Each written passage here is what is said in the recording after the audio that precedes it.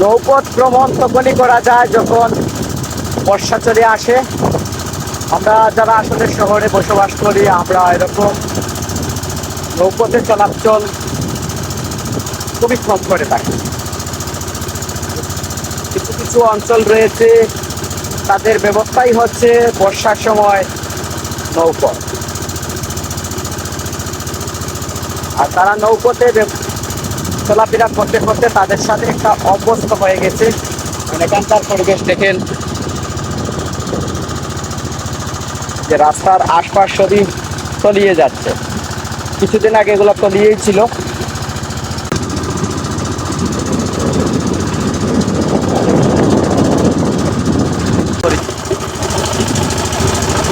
অনেকদিন পর নৌকা চড়তেছি নদীতে, বেশ ভালোই লাগে।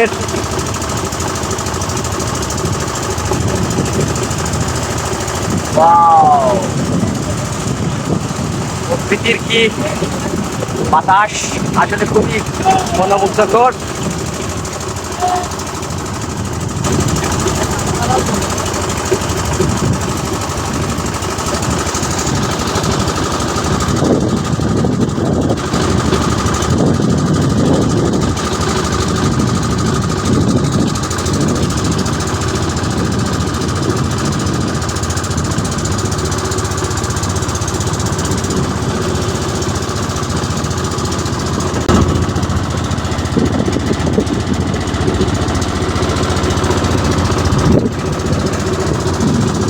অনেকদিন পর এরকম নৌকা চড়ছি, বেশ ভালোই লাগতেছে।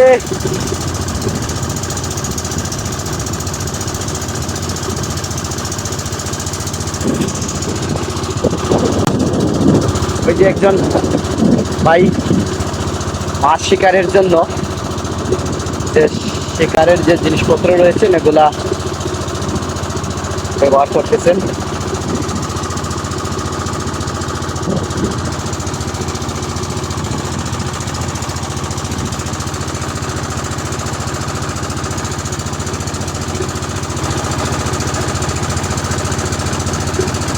আমি এখন যে নদী দিয়ে চলছি সেটা হচ্ছে দুপকা নদী। এটা চাটক